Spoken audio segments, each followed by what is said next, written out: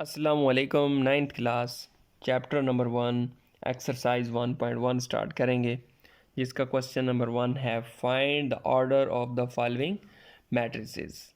हमारे पास different matrices दिए गए हैं जिनका हमने ऑर्डर फाइंड करना है। ऑर्डर ऑफ मैट्रिक्स क्या होता है? तो किसी भी मैट्रिक्स के अंदर रोज़ और कॉलम की तादाद को हम ऑर्डर ऑफ द मैट्रिक्स कहते हैं। किसी भी मैट्रिक्स के अंदर रो क्या होता है? रो ये है कि नंबर की जो हॉरिजेंटल प्रेजेंटेशन होती है उसको हम रो कहते हैं, और नंबर की वर्टिकल प्रेजेंटेशन को हम कॉलम कहते हैं। तो इस मैट्रिक्स का हम ऑर्डर फाइंड करते हैं। तो सबसे पहले हम नंबर ऑफ रोज़ लिखते हैं, नंबर ऑफ रोज़। तो इसके अंदर ये हमारे पास फर्स्ट रो है, देन ये हमारे पास सेकंड रो है, और 1 और 2 तो हमारे पास दो रोज़ हैं। नंबर ऑफ कॉलम, तो इस मैट्रिक्स के अंदर हमारे पास फर्स्ट कॉलम है और ये हमारे पास सेकंड कॉलम है, C1 एंड C2। 1 और 2 तो हमारे पास कॉलम की तादाद 2 है।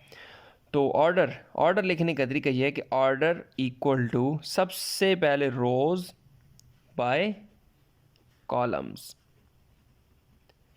तो रोज़ हमारे पास 2 हैं बाय एंड कॉलम 2। तो इस मैट्रिक्स का ऑर्डर हमारे पास 2/2 हुआ। पार्ट नंबर सेकंड का ऑर्डर चेक करते हैं। तो इसमें हमारे पास फर्स्ट रो R1 हो गई, and then second row R2। तो हमारे पास रोज़ की तादाद 2 हो गई बाय, अब कॉलम की तादाद, ये हमारे पास C1, ये हमारे पास C2। तो 2/2 सेकंड पार्ट का हमारे पास ऑर्डर हुआ 2/2। पार्ट नंबर थर्ड का ऑर्डर चेक करते हैं, जिसमें हमारे पास एक ही रो है और दो कॉलम है, C1 एंड C2। तो 1/2।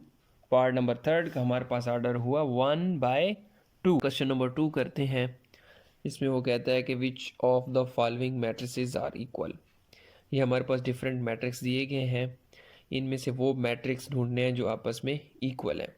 इक्वल मैट्रिक्स वो होते हैं, यानी कोई दो मैट्रिक्स हो, उन दो का आपस में ऑर्डर सेम हो एंड और उनकी करस्पॉन्डिंग एंट्रीज आपस में इक्वल हों।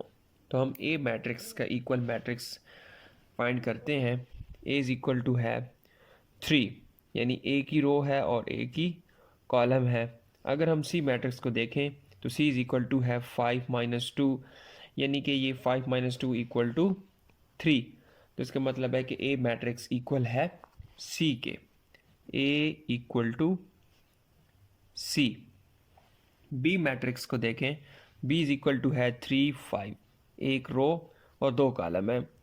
एंड हम इसको देखें तो I is equal to 3 and 3 + 2 5। तो 3 एंड 5, 3 एंड 5। तो बी मैट्रिक्स इक्वल हुआ, बी इज़ इक्वल टू आई के। एंड हम देखें डी मैट्रिक्स को 5 3। तो 5 एंड 3, तो इसके इक्वल में कोई मैट्रिक्स इधर मौजूद नहीं है। ई इज़ इक्वल टू है 4 0 6 2। अगर हम एच मैट्रिक्स को देखें 4 0 6 2, इनकी करस्पॉन्डिंग इंट्रीज भी आपस में इक्वल है, 4 4 0 0 6 6 2 2। और इसी तरह हम जे को देखें 2 + 2 4, 2 - 2 0। तो यानी ये 4, ये हो गया 0, 2 + 4 6 एंड 2 + 0 2। तो ये भी ई एच के इक्वल हुआ। तो E is equal to H equal to J and equal to H. तो ये तीनों मैट्रिक्स आपस में इक्वल है। उसके बाद हम देखें एफ मैट्रिक्स इक्वल टू है 2 एंड 6। तो ये सीधा जी के इक्वल है 3 - 1 2 हुआ, 3 + 3 6, यानी 2 6, और ये भी 2 एंड 6। तो एफ इक्वल टू जी। अस्सलामुअलैकुम। एक्सरसाइज 1.1 का क्वेश्चन नंबर 2 करते हैं। इसमें वो कहता है कि which of the following matrices are equal. ये हमारे पास डिफरेंट मैट्रिक्स दिए गए हैं, इनमें से वो मैट्रिक्स ढूंढने हैं जो आपस में इक्वल है। इक्वल मैट्रिक्स वो होते हैं यानी कोई दो मैट्रिक्स हो, उन दो का आपस में ऑर्डर सेम हो एंड और उनकी करस्पॉन्डिंग एंट्रीज आपस में इक्वल हों। तो हम ए मैट्रिक्स का इक्वल मैट्रिक्स फाइंड करते हैं। ए इज़ इक्वल टू है 3 यानी ए की रो है और ए की कॉलम है। अगर हम सी मैट्रिक्स को देखें तो सी इज़ इक्वल टू है 5 माइनस 2 यानी कि ये 5 माइनस 2 इक्वल टू 3। तो इसका मतलब है कि ए मैट्रिक्स इक्वल है सी के। A equal to C. B matrix को देखें, बी इज इक्वल टू है 3 5, एक रो और दो कॉलम है। एंड हम इसको देखें तो I is equal to 3 and 3 plus 2 5, तो 3 एंड 5 3 एंड 5, तो बी मैट्रिक्स इक्वल हुआ बी इज इक्वल टू आई के।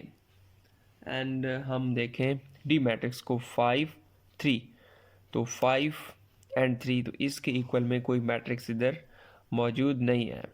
ई इज इक्वल टू है 4 0 6 2। अगर हम एच मैट्रिक्स को देखें 4 0 6 2, इनकी करस्पॉन्डिंग इंट्रीज भी आपस में इक्वल है 4 4 0 0 6 6 2 2। और इसी तरह हम जे को देखें 2 प्लस 2 4, 2 माइनस 2 0, तो यानी ये 4, ये हो गया 0, 2 प्लस 4 6 एंड 2 प्लस 0 2, तो ये भी ई एच के इक्वल हुआ। तो E is equal to H equal to is equal to J and equal to H, तो ये तीनों मैट्रिक्स आपस में इक्वल है। उसके बाद हम देखें एफ।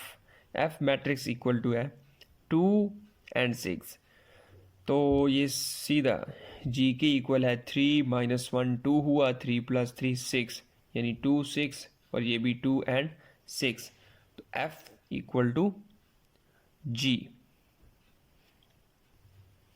क्वेश्चन नंबर 3 में वो कहता है find the values of A B C and D. हमें ए बी सी और डी की वैल्यू को फाइंड करना है और दो मैट्रिक्स को उसने आपस में इक्वल किया है।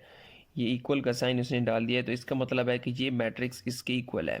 ईच इंट्रीज आपस में इक्वल होंगी यानी ए प्लस सी इक्वल टू 0 होगा, ए प्लस 2b इक्वल टू -7 होगा, सी माइनस 1 इक्वल टू 3 होगा, 4d minus 6 equal to 2d होगा। तो हम इसको सॉल्व करते हैं।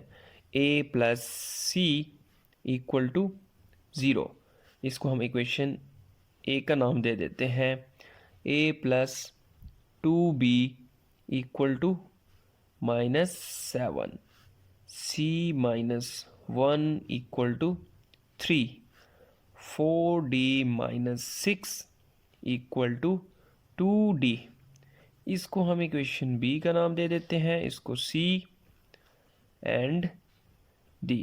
तो सबसे पहले हम इक्वेशन सी को सॉल्व करते हैं, तो वो हमारे पास है सी माइनस 1 इक्वल टू 3 फ्रॉम सी। तो ये -1 इधर चला जाएगा तो +1 हो जाएगा, 3 प्लस 1, तो सी इक्वल टू 4। सी की वैल्यू हमारे पास आ गई 4। देन हम सॉल्व करते हैं इक्वेशन डी को फ्रॉम इक्वेशन डी, तो वो हमारे पास है 4d minus 6 equal to 2d। इस 2d को हम इधर ले आते हैं, 4d ये इधर आके -2d हो जाएगा और ये राइट साइड पे चला जाएगा तो +6 हो जाएगा। 4d minus 2d, 2d equal to 6, 4 minus 2 2, तो 2 इधर मल्टीप्लाई हो रहा है तो इधर जाके डिवाइड हो जाएगा, 6 डिवाइडेड बाय 2, तो ये 2 3s are 6, d equal to 3, तो d की वैल्यू हमारे पास आ गई 3। देन हम सॉल्व करते हैं इक्वेशन ए को फ्रॉम इक्वेशन ए तो वो हमारे पास है a plus c equal to 0। तो हम इधर c की वैल्यू पुट कर सकते हैं जो हमारे पास है equal to 4। Put value of c, a plus C की वैल्यू है हमारे पास 4 इक्वल टू 0 है। तो ये 4 इधर जाएगा तो हमारे पास आ जाएगा -4। तो a की वैल्यू हमारे पास आ गई -4। देन हम लास्ट में सॉल्व करते हैं a plus 2b equal to -7। तो यहाँ से हमारे पास आ जाएगी b की वैल्यू, क्योंकि हमारे पास a मौजूद है, a की वैल्यू हम इधर पुट करेंगे तो देन ऑटोमेटिकली हमारे पास b की वैल्यू आ जाएगी। फ्रॉम इक्वेशन b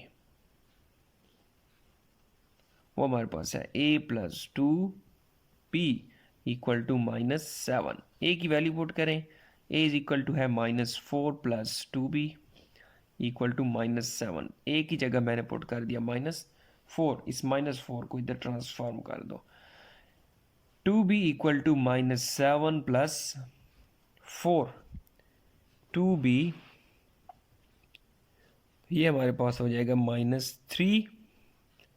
2 इधर मल्टीप्लाई हो रहा है, उधर जाके हमारा डिवाइड हो जाएगा। b इज इक्वल टू हो जाएगा -3/2। तो b की वैल्यू हमारे पास आ जाएगी -3/2। तो इस तरह हमने चारों वैल्यू को फाइंड कर लिया। a is equal to -4, b is equal to -3/2, c is equal to 4 and d is equal to 3।